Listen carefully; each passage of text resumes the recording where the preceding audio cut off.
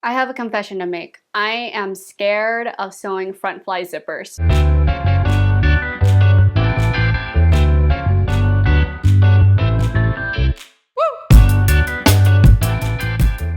Hi everyone, welcome back to my channel. If you're new here, my name is April and I make sewing and DIY fashion videos every week. So if you haven't already, hit that subscribe button and the notifications bell so you never miss out on a new video. The next everyday item of clothes I wanted to sew next were wide leg pants, but the thing that always stops me is knowing that I'm gonna have to sew a front fly zipper. I mean, I don't have to because I could just do a regular zipper or an elastic waistband, but some of my favorite pants have the front fly zipper and I really like the look of it. So my hopes for making this video is to help me get rid of my fear of sewing a front fly zipper, and hopefully you guys can learn along the way as well. This is not my first time sewing a front fly zipper. I actually learned how to do it in college and made a pair of pants, but the experience just seems so complicated to me that I never wanted to try it again. There are a few different methods to do it, but after some research on YouTube, I found a way that is so easy that I am no longer scared to sew a front fly zipper. So I hope you guys enjoyed this video and let's get started. Start off with a shorts or pants pattern. I showed you how I traced my denim shorts in my pattern making video, and from that video, I went ahead and sewed a sample of them and trued up my pieces.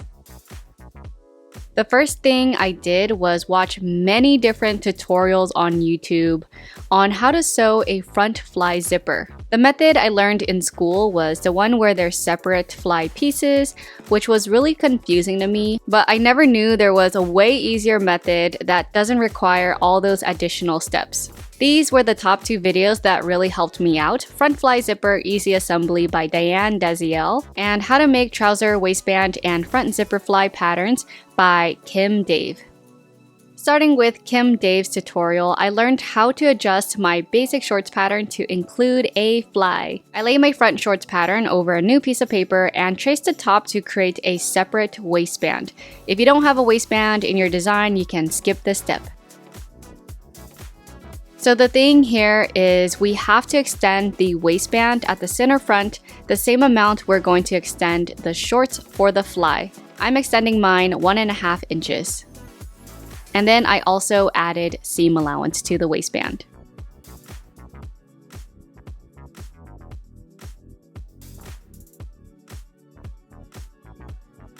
To create the fly on the shorts, I traced out the shorts on a new piece of paper and removed the waistband because my shorts are already really high-waisted, so I don't need the extra material on top since I'm going to add a separate waistband. Then, like the waistband, extend the center front 1.5 inches and draw a line straight down. I only marked it so far down because I don't know where it's supposed to curve yet, and to figure that out, you need to mark where the bottom of your zipper is. Since these denim shorts are the ones I created my pattern from, I measured how long the zipper is and will shorten my zipper to the same length. My shorts zipper was about 4.5 inches long, so from the top of the shorts pattern, I marked 4.5 inches down the center front so I know where the bottom of the zipper should be.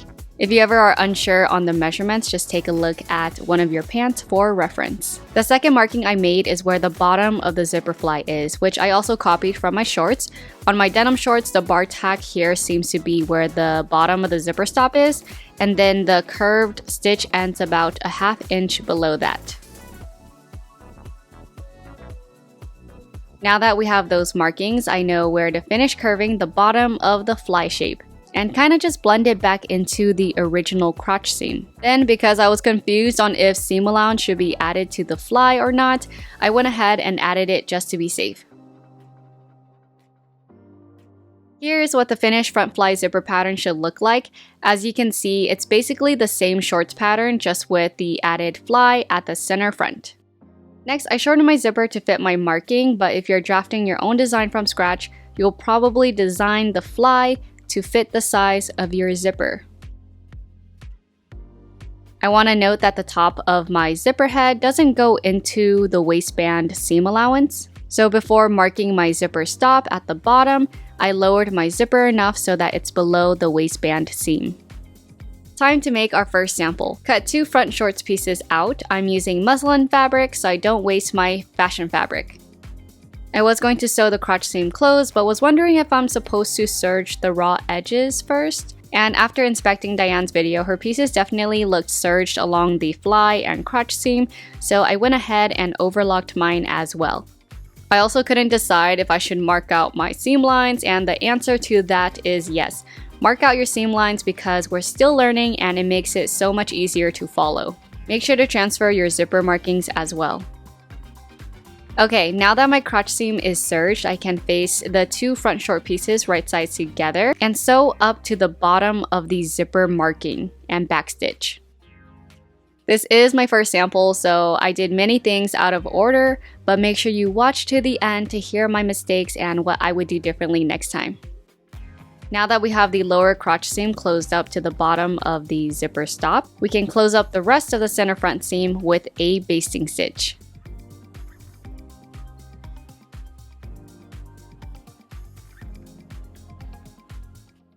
This is something new I learned from their videos, and it's to snip the basting stitch a couple times so it's easier to remove later. And then press the fly open with your iron.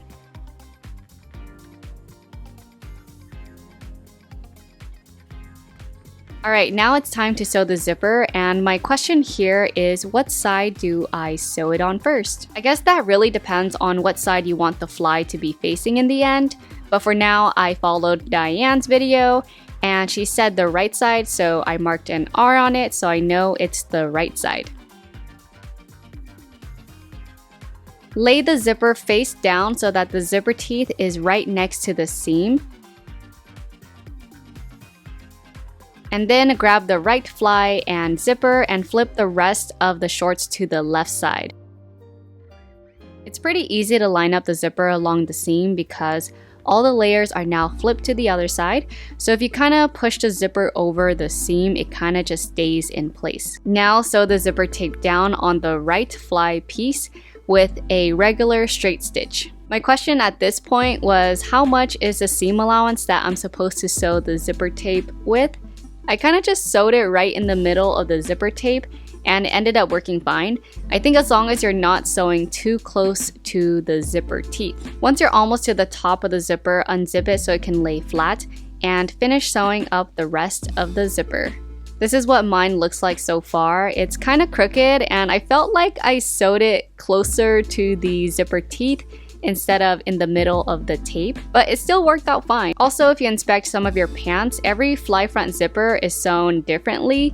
Some have more seam allowance than others, and others are sewn right next to the zipper teeth.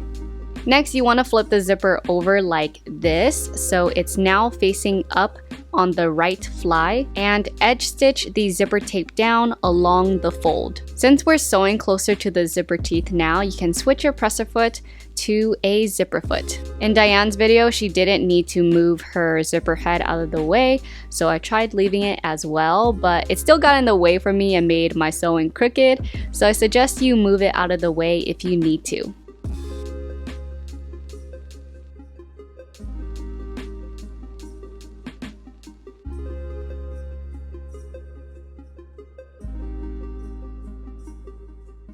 By top stitching the zipper tape to the right side of the shorts, it forces the fly to stay flipped to the right. Now you want to flip the right fly and zipper over to the left side.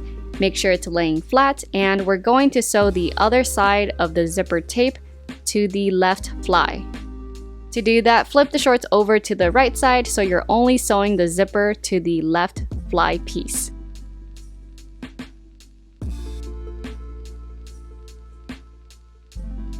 It starts looking complicated, but once you lay it down, you can figure out which way the fly is supposed to flip over. To easily figure that out, just look at which way the zipper is facing up.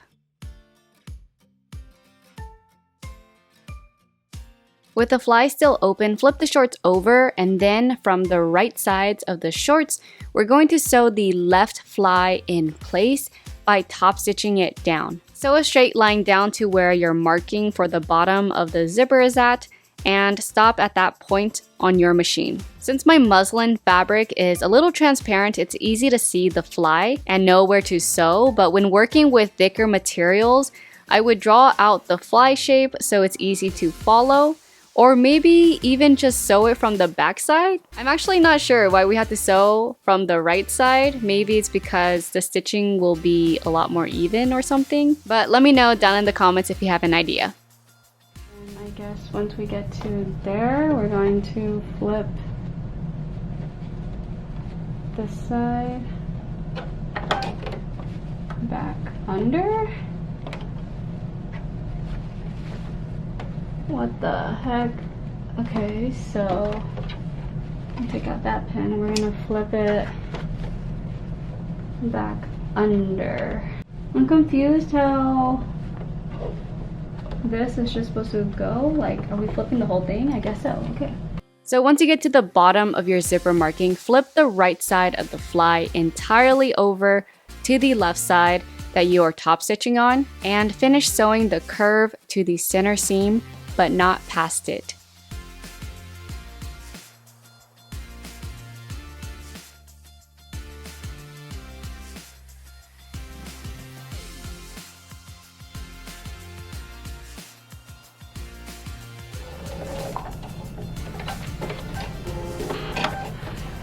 Wow. Okay, oh yeah, I did it. I was able to flip it back over. That's what it looked like. Yay! Stitching is kind of crooked. The part that was really confusing was when you get to the curve point, you have to flip this whole thing over underneath. So just lift up your presser foot, flip it all over. It feels like you're not doing it correctly, but I guess in the end it worked out, because then I flipped it over, so now this side isn't attached, but then towards the bottom it's connected. Lastly, pull out that basting stitch and you have a finished front fly zipper.